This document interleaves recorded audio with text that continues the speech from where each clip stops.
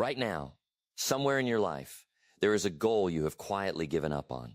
Maybe you don't even say it out loud anymore. You just tell yourself, maybe next year, or maybe it wasn't meant for me.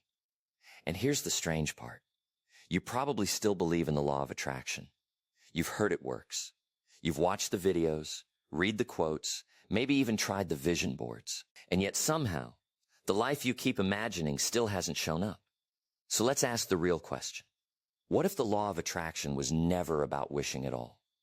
What if everything you were taught about, just think positive and it will come, was only half the story? And the missing half is the exact reason nothing has changed yet. My name is Daniel Hayes, and for years I studied the men and women who didn't just talk about success. They built it, piece by piece, decision by decision. One of the thinkers who shaped how I understand this topic most deeply is the legendary Jim Rohn. His philosophy on personal development wasn't about magic. It was about becoming. Today, I want to walk you through that philosophy, what it really means to attract the life you want, and why most people get it backwards. Because here's the truth nobody wants to hear. The law of attraction doesn't respond to what you want. It responds to who you are. And who you are is built one repeated thought, one repeated habit, one repeated choice at a time. If you've been focused on the wanting instead of the becoming, this video is going to change how you see everything. Think about the people in your life who seem to just have things work out for them. It's tempting to call it luck, but look closer and you'll almost always find the same pattern. They think differently than most people. They talk to themselves differently. They respond to setbacks differently. It's not that good things randomly land on their doorstep. It's that they've built a mind that notices opportunity, a set of habits that create momentum, and an identity that doesn't crumble when things get hard. That's not magic. That's mechanics. And mechanics can be learned. I want you to think about your own life for a moment. Not in a self-critical way, just honestly. What have you been telling yourself, quietly, every single morning? Is it, I never get the breaks? Is it, people like me don't end up successful? Or is it something more hopeful? I'm building something, one day at a time. Whatever that inner voice has been saying, it has been shaping your reality far more than you realize. And by the end of this video, you're going to understand exactly how to change that voice for good. If any part of what I just said feels familiar, if you've ever felt like you're doing the right things, but still not seeing the results, I want you to drop a comment below and tell me where you're at right now. I read every single one. And honestly, some of the most powerful conversations happen right there in the comments. This video isn't a lecture. It's a conversation, and I want you in it. Before we go further, I have to tell you something that most people never realize about how their own mind works. And once you see it, you can't unsee it. It changes the entire way you'll think about goals from this point forward. Let's get into it. Let's start with the biggest misunderstanding about the law of attraction. The idea that it's primarily about wishing. Close your eyes, picture the life you want, and somehow it arrives. It sounds appealing. It's also incomplete. And that incompleteness is exactly why so many people try it, feel nothing change, and quietly walk away disappointed. Here's what's actually happening. Your mind is not a wishing machine. It's a filtering machine. Every single day, you are surrounded by far more information than you could ever consciously process. Conversations, opportunities, small openings, ideas, possibilities. Your brain can't take it all in, so it filters. And what determines the filter? Your dominant thoughts. If your dominant thought is things never work out for me, your brain will actually work harder to notice every piece of evidence that supports that belief, and it will quietly ignore the evidence that contradicts it. Not because the universe is punishing you, because that's simply how attention works. This is where real growth begins. Not with wishing, but with awareness. Most people go through their entire lives on a kind of autopilot. The same worries in the morning. The same doubts before a big decision. The same story about why this particular dream isn't realistic for someone like me. Over time, repeated thoughts don't just stay thoughts. They harden into beliefs. And beliefs quietly steer nearly every decision you make, often without you ever noticing they're doing it. So here's a simple but genuinely uncomfortable exercise. Think about what you say to yourself in the first few minutes after waking up. Not what you'd like to say, what you actually say.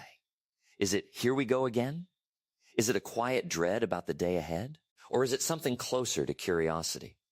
What can I learn today? What can I move forward today? That one shift, small as it sounds, changes the entire filter your mind uses for the next 16 hours. Now, I want to be clear about something, because this is where a lot of positive thinking content goes wrong. This isn't about pretending your problems don't exist. If your finances are tight, pretending otherwise doesn't pay a single bill. If a relationship is strained, positive thinking alone doesn't repair it. Challenges are real, and no amount of visualization erases them. The difference between people who move forward and people who stay stuck isn't the absence of hard circumstances. It's whether they let those circumstances write the whole story, or whether they keep asking, okay, given this, what's my next move? That question, what's my next move, is one of the most powerful tools you have. It takes you out of the passive role of someone things happen to and puts you back in the active role of someone who responds. And the moment you start asking better questions, something interesting happens. Your brain starts hunting for better answers. Not because the universe suddenly rearranged itself for you, but because you finally gave your own mind a job worth doing. Here's something most people never expect to hear about how this actually plays out day to day. And it's the part that quietly determines whether any of this sticks or fades away like every other motivational video you've watched. We'll get into that next. So if awareness is where this starts, what comes next? This is where most people expect a list of hacks or shortcuts. I'm not going to give you that, because shortcuts are exactly what keeps people stuck in the same place year after year. What I will give you is something more durable, a way of thinking that, once it clicks, changes how you approach everything. Let's talk about emotion, because thought alone isn't the whole engine. Thought sets the direction, but emotion is what actually moves you. Think back to a moment when you felt genuinely confident. Maybe walking into an interview, starting a new job, standing up for something you believed in. Notice how you carried yourself in that memory. You probably stood a little taller, spoke a little more directly, made decisions faster. Now think of a moment filled with doubt. Maybe a chance you almost took but talked yourself out of. The circumstances in both memories might have been similar. What changed was the emotional state underneath them, and that emotional state completely altered your behavior. This is why gratitude, as simple as it sounds, is one of the most underrated tools for changing your direction in life. Not gratitude as a slogan on a mug. Gratitude is a daily practice of noticing what is already working. When you regularly acknowledge the resources, relationships, and small wins already present in your life, something shifts. You stop operating from a mindset of scarcity, constantly measuring what's missing, and you start operating from a mindset of possibility, noticing what you already have to build with. Gratitude doesn't erase your problems. What it does is change how you respond to them. And that response is often the difference between staying stuck and finding your next move. Now let's talk about visualization, because it gets misunderstood almost as often as the law of attraction itself. Visualization isn't daydreaming about a finish line. Done properly, it's mental rehearsal. Athletes have used this for decades. Not imagining themselves magically winning, but mentally walking through the exact actions that lead to winning. Picture yourself handling a hard conversation calmly. Picture yourself staying consistent with a habit, even on a day you don't feel like it. Picture yourself recovering from a setback instead of being flattened by it. When your mind rehearses these responses in advance, taking the real action later feels far more natural, because in a very real sense, you've already done it once. But, and this is the part that separates people who actually change their lives from people who stay stuck in the imagining phase. Visualization without action changes absolutely nothing. You can picture financial stability every night, but if your daily spending habits don't shift, nothing moves. You can picture a healthier life, but if your daily choices around food and movement don't shift, nothing moves. You can picture a stronger relationship, but if you don't actually invest the time and honesty it requires, nothing moves. The imagining is preparation. The action is what turns preparation into reality. If any of this is landing for you, if you're starting to see where the gap has been between what you've wanted and what you've actually been doing, do me a favor and hit like on this video And if you know someone who's been stuck chasing a goal without traction, send this to them. Sometimes the person who needs to hear this isn't you. It's someone you care about. And this might be exactly the nudge they need today. There's one more layer to this that most people completely overlook, right in the middle of trying to change their life. And it's often the very thing quietly working against them without them ever realizing it. Let's talk about it now. Here's the part most people miss entirely. And it's not about mindset or emotion. It's about consistency. Specifically, the difference between intensity and consistency, because these two get confused constantly, and confusing them is one of the biggest reasons people give up right before things start working. Intensity looks like this: 3 weeks of waking up at 5 in the morning, reading every night, cutting out every distraction. And then, when it doesn't produce results fast enough, quietly stopping altogether. It's not that the effort was wrong. It's that intensity, by its nature, burns hot and burns out. Consistency looks different, and honestly, it looks much less impressive from the outside. It's the small, unremarkable action repeated so many times that it eventually compounds into something undeniable. A short walk almost every day. A few honest pages of reading most nights. A single difficult conversation handled well instead of avoided. None of these look like much on any individual day. But stretched across months, they quietly become the entire foundation of a different life. Think of it the way you'd think about planting a tree. In the first days after planting, nothing visible happens above the ground. No dramatic growth, nothing to point to and say, look, it's working. But underneath the surface, roots are forming. And without those roots, the tree could never survive what comes later. Most of the real work of becoming a different kind of person happens exactly like this. Privately, quietly, before there's anything visible to show for it. If you've been doing the right things for a few weeks and feel discouraged that nothing dramatic has changed yet, this is usually not a sign you're doing it wrong. It's usually a sign you're still in the root growing phase. And that phase is invisible by design. Every single decision you make is, in a very real sense, a vote for the kind of person you are becoming. Every workout is a vote for discipline. Every book finished is a vote for growth. Every hard conversation handled with honesty instead of avoidance is a vote for the kind of character that can be trusted by others and by yourself. You do not build confidence by waiting until you feel confident enough to act. You build confidence by acting repeatedly in the direction of the person you're trying to become, until that action starts to feel less like forcing yourself and more like who you actually are. This is also where fear tends to show up the loudest. Fear of failing publicly, fear of being judged, fear of trying and having it not work. I want to say clearly, confidence was never the absence of that fear. Every person who has built something meaningful has felt that same uncertainty. The difference is simply that they didn't let the fear cast the deciding vote. Instead of asking, what if this fails? They learned to ask a different question. What if this is exactly how I grow? That single reframe doesn't remove the fear. It just stops the fear from being in charge.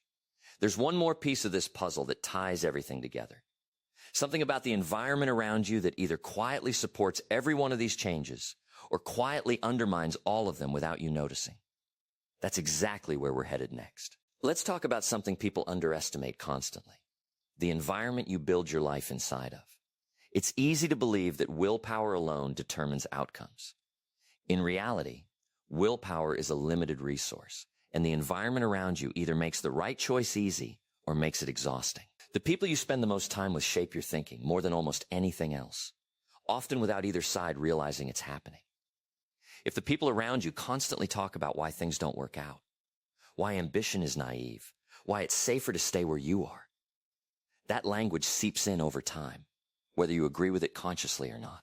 On the other hand, spend time around people who are actively building, learning, and improving, and you'll find yourself absorbing that energy too. This isn't about cutting people out of your life dramatically. It's about being honest with yourself about which relationships are quietly fueling your growth and which ones are quietly keeping you exactly where you are. The same is true of what you consume. The content, the conversations, the information you let into your mind daily. If your daily input is mostly noise, outrage, and comparison, your mind will reflect that noise back at you in the form of anxiety and distraction. If your daily input includes ideas that challenge and sharpen your thinking, your mind starts producing sharper thoughts too. This is not about becoming rigid or cutting yourself off from the world. It's about recognizing that your mind is always being shaped by something and asking yourself honestly whether what's shaping it right now is actually serving the direction you want to go. Here's something that might genuinely surprise you. Some of the most important environmental changes are the smallest ones. Not a complete life overhaul. Just removing one recurring distraction. Not a total social circle replacement. Just one new relationship with someone further along the path you want to walk. Not moving across the country. Just rearranging your morning so the first 30 minutes of your day belong to something that builds you up instead of something that drains you. Small environmental shifts, repeated daily, tend to produce changes far larger than most people expect. And this leads to something I think about often. You cannot control every outcome. You cannot control every opportunity that comes your way, every person's opinion of you, or every unexpected event life throws in your path. What you can control is your preparation, your effort, and your attitude in response to whatever shows up. That's not a small thing. That's actually the entire game. The people who seem to consistently catch opportunities aren't the ones controlling the world around them. They're the ones who stayed prepared, stayed consistent, and stayed open long enough that when an opportunity did appear, often in a form they didn't expect, they were ready to act on it immediately. I think that's really the heart of what the law of attraction was always meant to describe, long before it became a slogan on a poster. Not a promise that the universe hands you things for wishing hard enough. A description of what happens when your thinking, your habits, your emotional state, and your environment all start pointing in the same direction at once. When that alignment happens, opportunities that were always there, but that you weren't equipped to see or use before, suddenly become visible and usable. That's not magic. That's readiness meeting moment. There's one final piece left, and it might be the most important thing I share with you today. The one thing that determines whether everything we've talked about actually holds up over the long run, or quietly fades in a few weeks like most good intentions do. Let's finish with that. Here's the single most important thing I want to leave you with today, and it has nothing to do with mindset tricks or morning routines. It's this. Lasting change is never built on motivation. Motivation is a feeling, and feelings are unreliable by nature. Here strongly on a good day, completely absent on a hard one. What actually carries people through to the life they're working toward is something steadier than motivation. It's commitment. Commitment means showing up on the days the excitement has faded. It means continuing after a mistake instead of treating that mistake as proof you should quit. It means refusing to let one difficult week or month become the story of your entire future. This is where most people actually lose their goals. Not from lack of ability, and not from lack of a good enough plan, but from quitting in the exact window right before real progress would have become visible. If you've ever put real effort into something for a while and then walked away just before it started paying off, you are far from alone. That moment, right before visible progress, is where almost everyone feels like giving up. It's also, almost always, exactly the wrong moment to stop. Progress rarely announces itself. Some days you'll feel like nothing is moving forward at all. Keep going anyway. Some weeks will feel genuinely frustrating, like you're working hard for very little to show. Keep going anyway. Some months will test your patience more than you expected. Keep going anyway. Because the truth, and this is something I've come to believe deeply through studying people like Jim Rohn and countless others who built extraordinary lives from ordinary starting points, is that success was never one dramatic breakthrough moment. It is the accumulated weight of thousands of small decisions made consistently, long after the initial excitement wore off. So here's what I want you to actually take from everything we've covered today. Choose the thoughts that serve the person you're trying to become, not the person your fears keep telling you that you are. Choose the habits that build momentum even when no one is watching and there's no applause for showing up. Choose the actions that turn your visualization into something real, because imagining alone was never going to be enough.